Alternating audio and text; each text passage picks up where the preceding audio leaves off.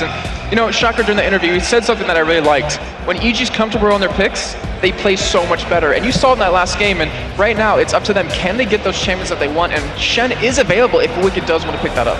Well, the Zac was taken away here by Gambit, and as you mentioned, staying firm on the bans. Fizz, Ari, Twisted Fate coming out, Kassadin and Zed over for Evil Geniuses. The thing from their side this time around is that they have the final pick available to them, so Froggen's got even more of a chance to counter Alex. I don't even know if that's going to happen. I mean, look what happened last game with Gambit. Alex, he took Karthus. Well, that's the thing here, right? With so many mid laners banned out, it's like, well, we have to actually get him at some point. We have to get our choice at some point. So that is the Aatrox. I wonder if we will see the likes of Orianna coming out in these early stages here.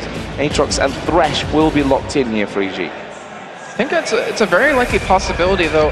I've never really liked Alex on the support type AP mid laners. I've always liked him being very aggressive, doing a lot of damage, these assassin types, and what he's saying right now, he might just go for what he had previously. And the thing was, he didn't do bad on Karthus at all. He did actually really well. It's just the rest of his team got shut down so many times that he wasn't able to get the farm that he wanted. He wasn't able to really do the damage that he needed to. And we saw his ultimates. I mean, multiple times he got EG down to slivers of health. Just wasn't able to really clean them up. Yeah, and they were pretty far behind at that point as well, so you can't really blame the that kind of thing on him. So what are Gambit going to lock in here second? Got that Zac, and it looks like they're going to be trying to take this Jarvan away now from Snoopeh, which with that Jarvan open, you know, Snoopeh is a big fan of that Jarvan. Diamond on the other side, funnily enough, has always said that Jarvan is very, very strong, but has technically not played him really that much. He's kind of shied away from it. I think it's a champion that he doesn't enjoy maybe too much, or he doesn't feel fits into their combo much more. But he's actually got great stats with Jarvan. I think you're right, though. I mean, I think it's more of a pick of we don't want Snoopeh to have it. I mean, think back to when they played against Alternate. In those last two games, played Jarvan, both of them did amazing. The early game pressure he was able to provide with that champion really shut Alternate down. So I think it's definitely one of those, I mean, we don't necessarily want it as much, but it's more about we don't want them to have it even more. Yeah. So what are AG going to combo in with this one? Hovering over Zyra right now, which would certainly be a turn up for the Bucks with that Thresh already locked in for them. We've actually had a lot of teams talking to us about AP Zyra middle. I mean, Morden, actually Exeter back in Giants in the spring split, played a lot of Zyra mid lane. It really caught people off guard. Not to mention Kaltard with the Copenhagen Wolves has a lot of damage behind it. And you can kind of use that because your ultimate can pretty much get Karthus out of the fight right away. I would love to see this. Zyra mid with the Amumu as well, and they're going to go for it. They're going to be going for this big AoE comp once again, and I guess we could say mixed results at this point. Like, they've played it twice. Yeah. They hammered Gambit with it. They absolutely destroyed them with that combo, but that was at 2 AM on you know, Sunday morning after a super week full of games where, you know, feet were a little bit off the pedal, I think we can say. No one giving full gas with that one. And we'll have to see whether then they go for that Misfortune. And it wouldn't surprise me actually to see Genja saying, I'm going to take Misfortune. Yeah, I mean, because the thing is, right now, both teams have a very strong AoE composition. I mean, look at Gambit's side. You have the Cataclysm out of Jarvan, you have the Karthus lay waste with the Z, you have Zac jumping in with the Let's Bounce, you have the Crescendo to follow up. So there's a lot of AoE damage. You want to stay in the back, which Misfortune would do very well with. On EG's side, they have a lot of AoE too, with the Amumu to lock them down, with the knockup out of Wicked, with the Stark Flight, and not to mention the Stranglethorns coming out of Zyra. So looks like he actually might not go for it. So he's going to go for Spray and Pray instead, which still is kind of like World Time. Goes to a lot of people, can do a lot of damage. Yep, still kind of similar premise on that one as well. So will EG finish this one off then with that Misfortune? No. Well, that got answered very quickly, didn't it? Caitlyn, going to be the choice here for Yellowpete, a champion which, as we said, played a lot of recently. Really has gone and said, Caitlyn is my number one. We saw a couple of games on Vayne as well, which for me was really, really impressive from him. He has 5 games on Vayne throughout the season, 4 wins with her. Yeah. And even Krepo said, like, I don't know where Yellowpete's Vayne came from. I mean, he never really played it, never really liked to play it. I think it just came for 5 games and we're never going to see it again. It was like, I'm just going to show the world what I can do with Vayne. Thank you very much, I'm very good, and that's it. I'm going to go back to Caitlyn right now. But he is going to be playing the Caitlyn this time around, so Zyra mid for Froggen. First time that we're going to see it in the LCS for Froggen. I certainly don't, they've certainly not played it in the Summer Split. pretty sure he didn't play in that spring split as well. This is definitely an off-the-wall, different pick for Froggen. I will tell you this, though, after this game, I bet he'll have better stats on her than he does on Anivia throughout the season. Well, he's only going to play one game, and he's already lost 3 on Anivia. So even if he were to play Zyra the next 2 games and lose both, he'll still have better stats than his Anivia. So we'll see. And the thing about Froggen is he's very good mechanics-wise. We've had so many people talk about him being one of the best mechanically. If you make a mistake, he will punish you for it. And Zyra can really be one of those champions with the plants. If you can time them, perfectly, get one to slow, get one for range. Not to mention the ultimate to be able to hit them to power them up even more. Like, if he can pull that off, like, that is a lot of damage coming down. Not to mention, with the Zyra, there is always threat of a very early Baron coming out of EG.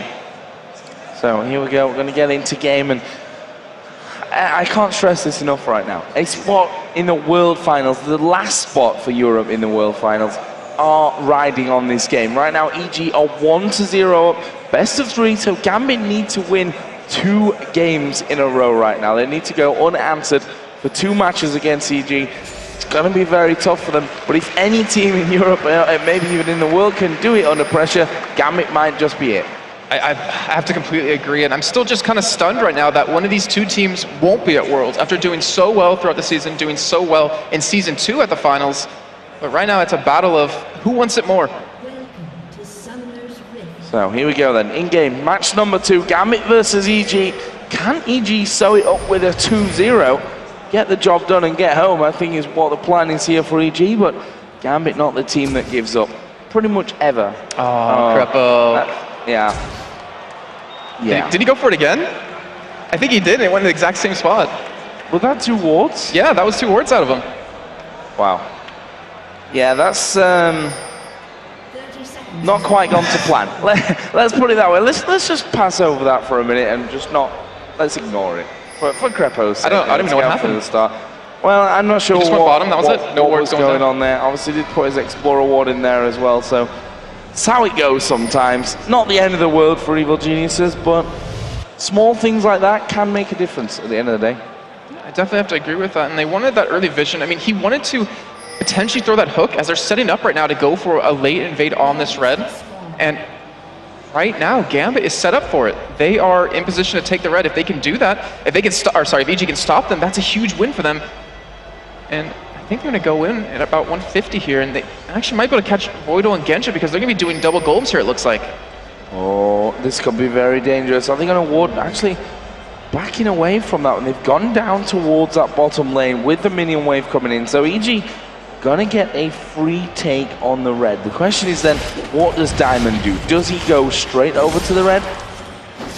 They've got no vision of EG here, but at the same time, okay, so Froggen went over a ward on the top side, so that's going to be pretty obvious to them now. So it's all whether Diamond, does he go across? Or what does he do right now? At the moment, he actually just went over towards the wall for the... Looks like he is going to make that crossover to go to red. Yeah, because I think it's because they saw where Snoopeh was going, so they know his red's gone. It's been taken away. He's going to have to steal it himself, and he should be able to get it for free. He does have a smite available. Snoopeh used his on the enemy red, so he won't be able to have that to take it away. But we're gonna have those buff trades coming in that we typically always see. But one thing I do want to point out, Wickd, he went for a red pot again. He's going to be very aggressive early on against Darien, and if actually both of them know how to play against each other because Wickd loves Zac, Darien loves Aatrox. It's kind of like, well, we know exactly how each other are going to play. Most likely, I wouldn't be surprised to see it to be a farm lane, but Diamond, he's already set up in this top lane. He wants to make this first blood happen on the Wickd, or just counter jungle, one of the 2. And the man that really brought us counter jungle in here in Europe as well, obviously, back in the day with that Shyvana. Still hoping that we get to see that at some point after its small resurgence at LPL over in China. We saw Naruto from TCM actually play it in the promotion tournament here. I don't remember how it did though. Well, we need to see Diamond on it, right? It's like, if we're going to see Shyvana, it only counts if Diamond plays it. That's the fact. So right now we do see Snoopeh coming down in towards his bottom lane. Diamond taking away his guns and taking away most of that raid camp as well there. So Snoopeh down on this bottom side. Diamond is really capitalizing on that nicely. Yeah, and he's trying to make it so Snoopeh won't hit that level 6 point where he really starts to shine. But Froggen, he's spotted going over to his race. Luckily, we'll be able to clear the camp though, so that means Snoopeh will have that available when he gets back.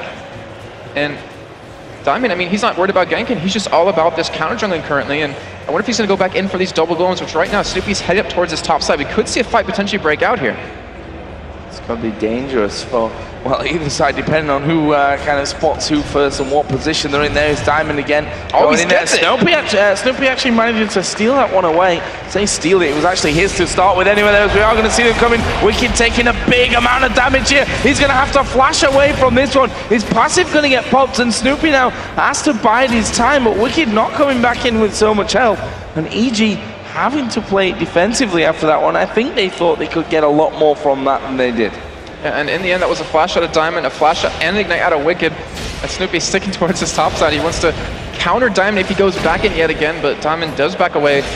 And overall, great job by both junglers just to realize where they're going to be and to kind of stop each other. The good thing for Wickd is obviously that lifesteal back here for him with Aatrox is going to bring him straight back up to a very healthy position. And Froggen shouldn't have too much of a hard time with Alex in this laning phase, to be honest, but he's massively behind. Yeah, I mean, I don't know how much he's been practicing Zyra. It takes a little bit of work to get used to last hit, but Froggen definitely will be able to pick that one up a little bit, I would imagine. And not to mention, you have the ability to take those wraiths over the wall with your plants once you get a little bit of ability power, so he'll be able to farm up quite well. It's Krepo less hitting that minion with that hook, but Diamond's coming around toward the bottom side. Will be spotted by a ward yet again, so EG, they're trying to control Diamond by warding up around the map again, just to kind of prevent him from having that early game start that he was unable to have last game. And that seems to be a bit of a key these days to beating Gambit, is to take Diamond out of the game, something that teams struggle with for so long. No one could ever take Diamond really out of a game. That was the problem, that he was so aggressive, he was so almost unashamed to be in your jungle the entire time, stealing everything away. And so many teams had problems with that, but he's had a very quiet GamesCom so far. Yeah, and it used to be camp Darien, get a lot of kills on him, force him to go on tilt, and then win from there, where on the other side, teams would just camp out Wickd, and if they're able to shut Diamond down, his early game impact is just not going to be there, and that's kind of, like you said earlier on, that's what Gambit's been able to depend on, and without Alex being able to play an assassin like Zed or play like a Fizz, he isn't as impactful in the game as he normally would be. So the bot lane is there, we just saw a bit of a glimpse of them farming up. Genja got 2 out of his 3 Doran's blades that I'm pretty sure he's going to go for. It's not really that much of a wild guess, to be honest. He's been doing that for quite a while now. On the other side though, Vamp Scepter and a single Doran's blade already coming out for Yellowpete. Pretty much rinse and repeat from his side of things with this Caitlyn. Yeah, Froggen did steal away that big wraith, which, you know, to be fair to Snoopeh, he actually spent a lot of time early game on, you know, pressuring the lanes, but he's done really well to come back in terms of the levels and CS from that. Yeah, I mean, he's currently sitting very pretty at level 5, and when he hits that 6 point, that's where his ganks become really impressive, and if you can land it onto, let's say, mid lane, you have a Grass Root to follow that up with, you have a lot of control with the Strangle Thorns, you have a lot of damage behind that, not to mention even bottom lane. If you hit them, you have the hook to follow up. Top lane, you have Wickd to follow up with that Aatrox, with that knockup of Dark Flight, not to mention the slow, so there's a lot of lanes he can really gank. And also the pressure that they can put onto Dragon, because both teams want to force these team fights, and that would be kind of the ideal place for it to happen. So here we see a bit of a pink ward battling just in time here for Snoopeh getting towards level 6. He does have a pink ward of his own here as well. And right now, EG, all 5 men down bottom. Yeah, they're going to go for Dragon off of this, and very rightly sure they should be. They have that plans if Froggen doesn't want to come down. They have the pink ward onto Snoopeh. That's why I invested money into it, and it's going to pay off, it looks like. As right now, Gambit does have a ward, but it's not really in position to spot the Dragon being done. And Gambit, they're just going to give this one up. Yeah, that is gone. There's no way that Gambit are going to be able to come around for this one. That's going to give EG an early lead here, picking up Dragon number 1 of this second game. That puts them 11 to 10,000 gold. Oh, but literally just that Dragon there is the difference between the two. And Froggen spotting where Diamond is going, but it looks like Diamond's going to be able to steal away this red here, uncontested. But Snoopeh's going for the Vade himself too. He's going to be able to take away red, I believe, unless Diamond just had it on him. No, he doesn't, so he should be able to take that one away when it comes up right now. And after this, we might see him gank bottom because he's level 6. He has that flash available. And it looks like Voidle's actually going to come and spot him taking this red. Let's see if they can actually do anything about this one there. Voidle coming through. There is a wall of pain going down. Lantern thrown down by Krepo. And he's able to get himself to safety. They land the hook there on towards Genja. There is the ultimate coming out. Genja not quite able to get out of range, but Man is cursing the Sad Mummy down and not really utilizing it to its full potential. And yeah, and the thing was, during that fight, Voidle wasn't level 6 yet. They wouldn't have that crescendo to stop the gank, but unfortunately for them, they just kind of, I guess, a little bit of miscommunication, didn't really have the damage to follow it up, but Voidle getting caught now. He's surely going to go down from this one. We do see the Requiem coming in there as well. First blood is going to be picked up here by Yellowpete, but can they keep going through? Genja will take down Krepo, but Pete actually walking away from that one. Now was a passive from Wickd actually popped in the top lane. And this is what we didn't see out of Alex last game. Any ultimates coming in the early to mid game, and he wasn't really able to pick up any kills or assists as he got right there. Now he's at 109 CS, he's farmed up quite well. He's even sitting on 1600 gold to back with, but I'm assuming he will be going for that Rod of Ages anyways. And so far, great job by Gambit to just kind of brush off that last game, come into this one with a fresh new mind, and they're closing that gold lead. So 1900 gold Pete now got himself after building up this CS lead, plus getting that first blood in there. Then losing his support, but it was all about the first blood pickup that was important to him. It's going to allow him to go home and be sitting very, very pretty once he comes back into the lane. And look at the pink ward investment that Krepo's been putting down towards that bottom side. Obviously the one was Snoopeh at the Dragon, but they want to be able to spot Twitch coming in. They want to be able to take that vision away and apply that pressure of Snoopeh potentially coming into gank with the no vision that Gambit's going to have. And it's a great job, but it's also a lot of money to sink in just for that early on. Let's see how that develops. He's got himself another one there as well, so let's see that coming down here shortly. Obviously, always nice to keep control of those brushes as well. When you've got the Thresh in there to throw those hooks out.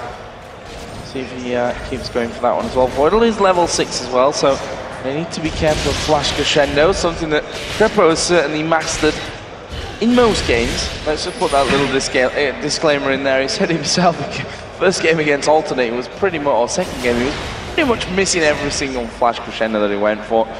We'll see Voidle has got that in him for this one. So let's have a look down the CS in other lanes. Still, Alex Ich having a decent lead over Froggen in that mid lane.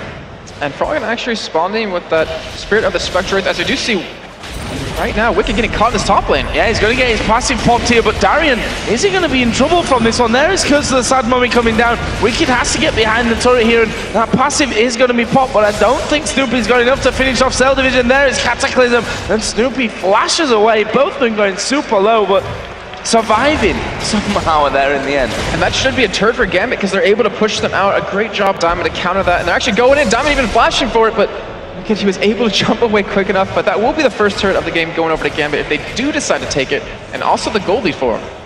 Yep, gold lead gonna come swinging back on towards their side, and actually will leave us pretty much bang level either way, with that first dragon going over, of course, to Evil Geniuses, and as that turret goes down, we see there not even 100 gold difference between these two right now. Probably just a ward, probably a pink ward that Krepo's had there to put down between them. So all good stuff at this stage. Very, very close game.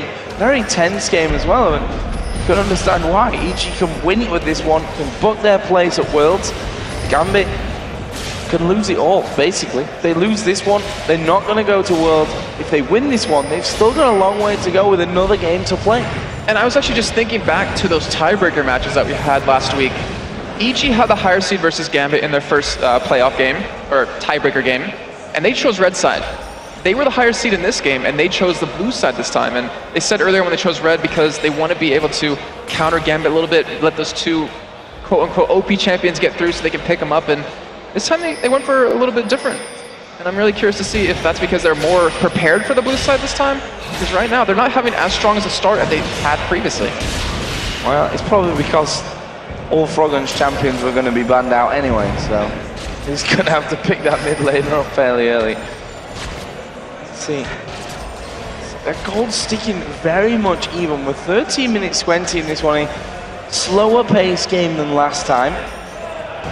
You could tell exactly what's on the line between these two teams as well. But we do have the Dragon coming up here in 40 seconds. That's going to be a big objective that is going to swing the gold finally to one of these two teams. Yeah, and I really want to see, are we going to see some fights break out with their Snoopeh? He's actually going to be able to, oh, he misses the band shots on the Voidle that potentially would have been able to pick up a kill. You also have to remember, Alex, he's a lot more on the line than just going to Worlds. He might not be able to go home if he loses. His wife won't let him back in the house. Yeah, that's another motivational factor. We saw it in the video earlier. He basically said, my wife's not going to let me home. He's homeless after this. Possibly. Let's put that disclaimer in there because we never quite know. But that just kind of amplifies, obviously, what's going on. Pretty sure his wife will let him home even if they were to lose. But you get the point there. Pride on the line for these guys as much as anything else as well. Right now, are they going to be able to get in towards Genja? Snoopeh. He's committed a lot of time down here bottom, and he was spotted obviously earlier on, but he stuck around to go for that gank, not to mention to go for the Dragon that comes up, but Wickd getting caught here. Yeah, Darien actually going to go heavily onto him from this one. We do see the jumper where the Dark Flight was interrupted, but look at that lifesteal back there for Wickd. The minions hitting away on him, and he actually is able to walk away. Now Froggen getting himself caught out. There go the Strangle Thorns. Here come the rest of the team. Froggen flashes away. Brilliant play. Are they going to get now on towards Alex? Box goes down. Voidle coming from the side. There's a flash away from Krepo. He's in no man's land right now. He's in the enemy jungle. There is the Requiem coming down. Froggen not able to survive that one. Krepo almost died to it as well.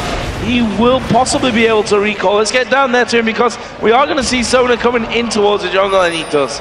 Just about just barely in. Just about. And you see the burst potential coming out of Zyra there. Froggen, fantastic job to kill Diamond. And I think with Snoopeh, he was able to keep his ultimate alive. As we're going to check out that replay real quickly. As Froggen, I mean, he kind of really gets caught here. He gets those plants down, he gets the ultimate off, and he keeps the ultimate in range of his plants, so they get powered up even more. And Alex even takes a huge chunk of damage from that. Alex was even forced to commit that exhaust right there just to kind of keep Krepo off of his back. And then Alex feeling safe, even flashes to go for his ultimate right there just to get out of range of Snoopeh for a bandage toss, picking up the kill, picking up that blue buff, and really keeping Gambit even. Froggen was actually really close to get out of that one, but as you said, caught with his plants down. So here we go then. Dragon is going to go over towards Gambit. Easy pickup for them. Nothing that Evil Genius is able to do. That starts to build their lead in their favor as Genja takes a big hit of damage, but is he going to be able to finish off Yellowpete? And actually not quite as they start fighting outside of the Dragon Pit here again. There is the curse of the Sad Mummy. Diamond goes low. Krepo thrashing him down there. Darien also falling pretty low from this. And now Froggen is joining the fight. He doesn't have a flash available. Wickd, will he make the jump over? No. They're just going to back off, and they're happy with the kill there. Yeah, it looks like they'll be able to push middle down as well with their 4 men grouped up here. Not very healthy, but right now Alex really isn't in position. And they could easily go, I don't want to say easily, but they could go for a dive on him. It won't be that easy, especially with Darien sticking around. But great job by EG to at least pick up a kill right there. And hopefully for them, a turret. Well done. Wow, Darien diving in there. Wickd having his passive pop from that one. He's going to have to fly away from that. And again, struggling here underneath the turret. But we start to see now that Froggen building up some good AP. On the other side, Alex already got that Catalyst and Protector in with that tier stacking for quite a while now.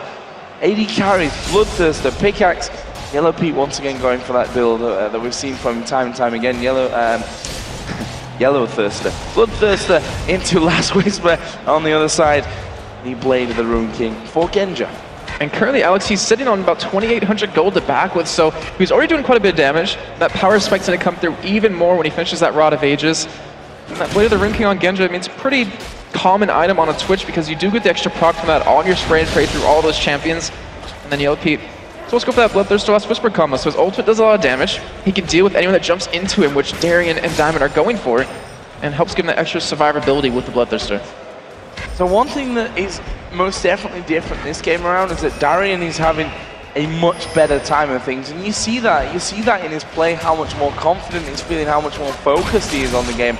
Last time around, obviously playing that Shen, and he was kind of all over the place, getting caught out left and right. This time though, he's been starting off a lot of fights and has been dominating Wickd in his top lane. You can see the CS difference, but it's really been visible in the fights up there. Wicked's not really had his passive available much of the time.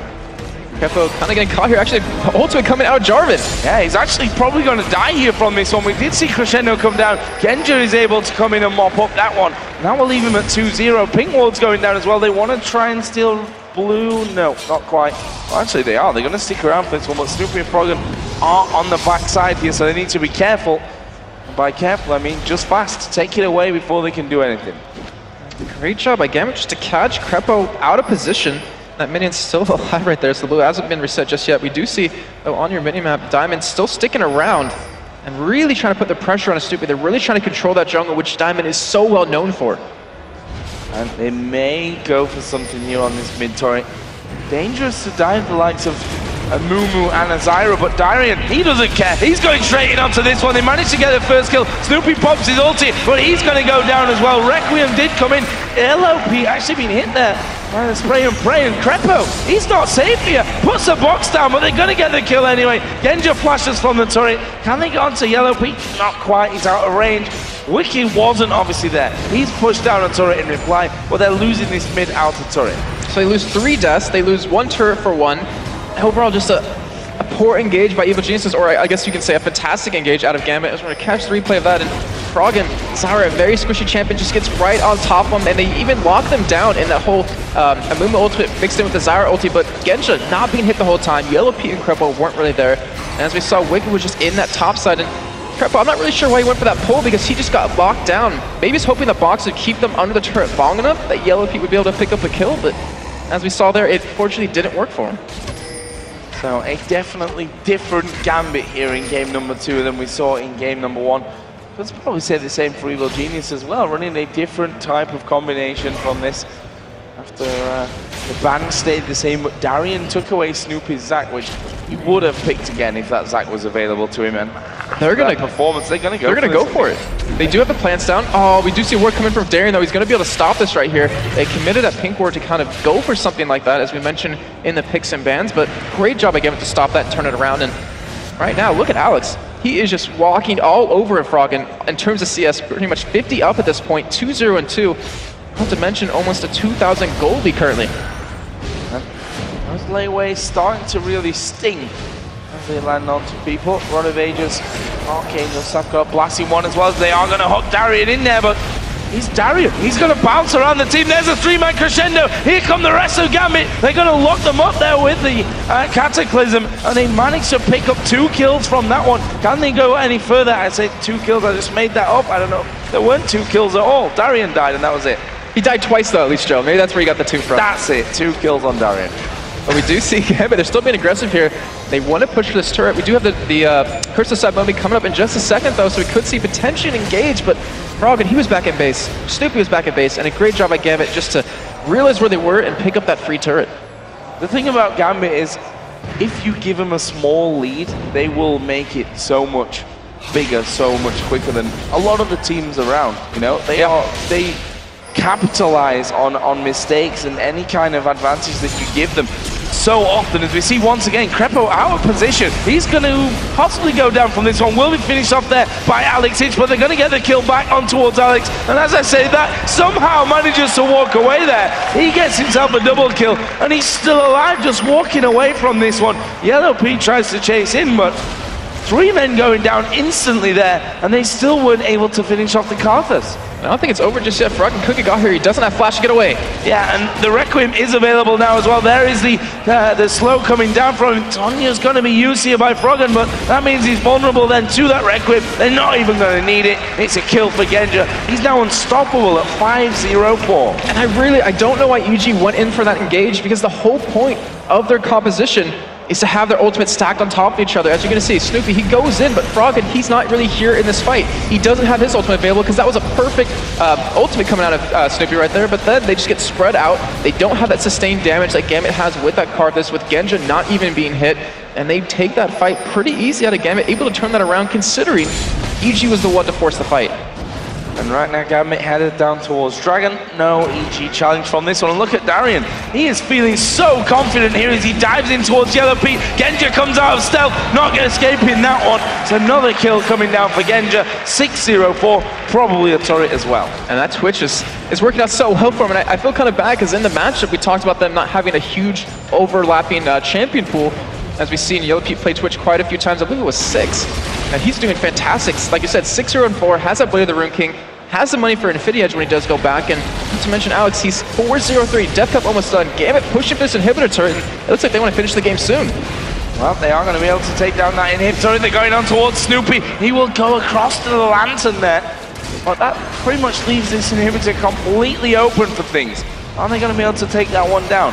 Layways coming in, hook from Krepo, won't quite land onto its target.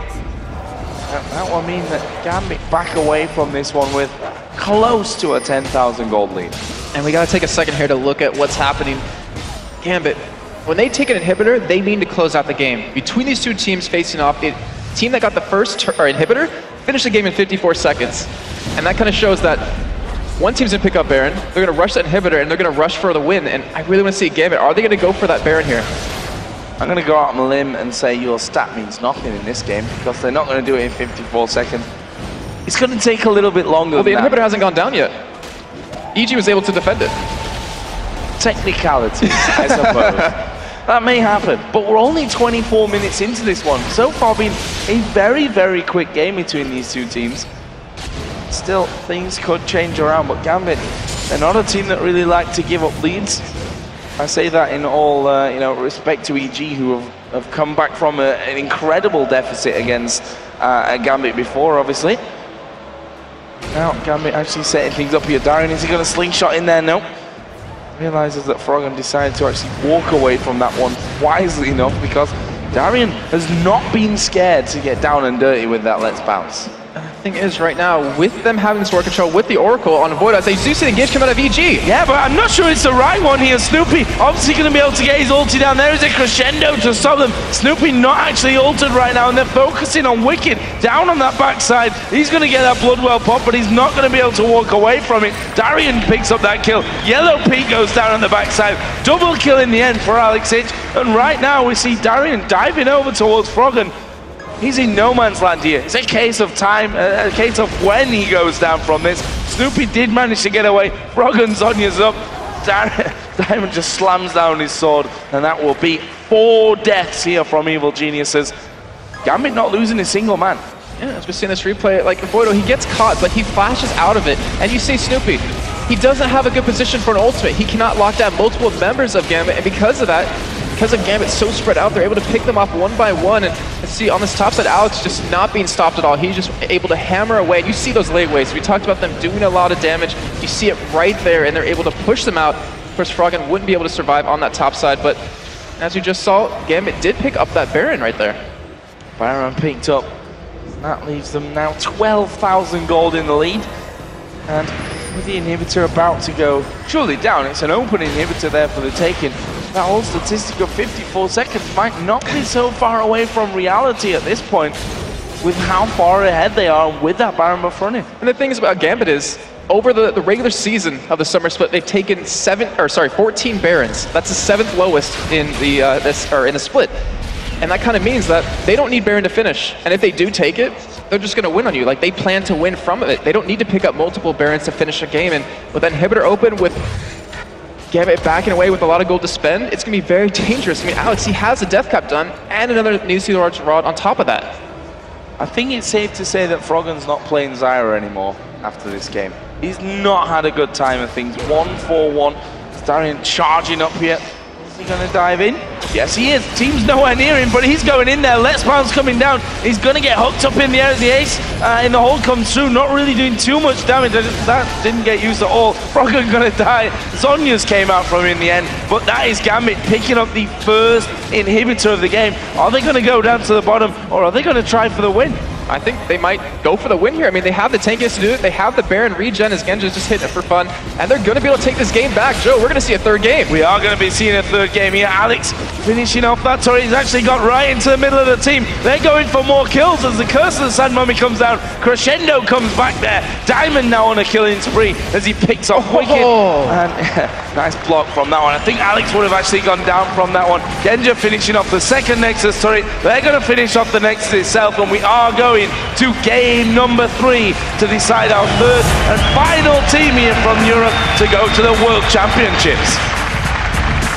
And Joe, you said Gambit, when they're in that high pressure situation, when their backs are against the wall, they come out swinging, and they really showed it right there, able to pull that game back in a very one-sided fashion. We finished off 17-4 for them, 49,000 gold to 34,000, and not to mention Alex, 6-0-7. We had Genja go 6-0-7, just ridiculous scores across the board.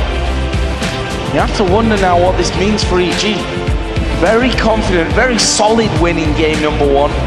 Can see how hard it is for them in this. Look at Krepo, completely I'd like to say chilled, but I don't think that's his chilled face right now. I think that's his frustrated. That's his worried face at this point. I mean, winning game number 1 so convincingly, let's be fair, losing game number 2 so convincingly, it's really hard to call, isn't it? We've seen 2 games, they've both gone one-sided to one team. How do you possibly call game number 3? I don't think you can. I think the only way you can go about it is play what you enjoy playing. I mean, EG, they did really well on the blue side. Gambit did really well on the blue side, but now EG is going to have blue side yet again for this 3rd game. I don't want to say it's a big difference because statistically wise, there's not really a difference between who wins more on what side, but I mean, in the whole mentality though, I mean, just being on blue, you might think about it differently and you might have a more confidence going into the game. Well, both teams are going to have a bit of time to talk over things. They're definitely going to have a big plan going into game number 3 to decide who goes to Worlds. But for now, we're going to go over to Quickshot and Kobe to break down the key plays of Gambit's Game 2 win. Well, thank you very much, Joe. It was a stark contrast, night and day from Game 1 to Game 2. All of a sudden, Gambit, they find the gear that they were missing and stalling on in Game 1. Before we talk about the game, picks and bans. Zach and Aatrox this time around, we do see them in 2 teams' hands. Once again, EU sticking to the tried and true. But mid lane Zyra, did you see anything else that you liked or disliked from these comps? So these comps were really Gambit. They stuck with the exact same bans, and they made their adjustment in their first pick. It seems like EG sort of reminded Gambit of the playstyle that they like to do, and going for those dives after they get ahead a little bit. First picking Zach meant the world to them. It changed everything. That took it away from Snoopeh. That was his very comfortable jungler that he wanted to use. And with EG going with Aatrox after that, Wickd didn't even get to have his strong top lane Aatrox because Zach is so strong. And with just a little bit of attention from Diamond, Darien was able to own that one. So we've seen another game where it was more about the tower dives and the in-your-face fighting that led to objectives. This time around, it was Gambit that was making it work for them. Were they doing anything exceptional, or was it just really that revive passive and diving in?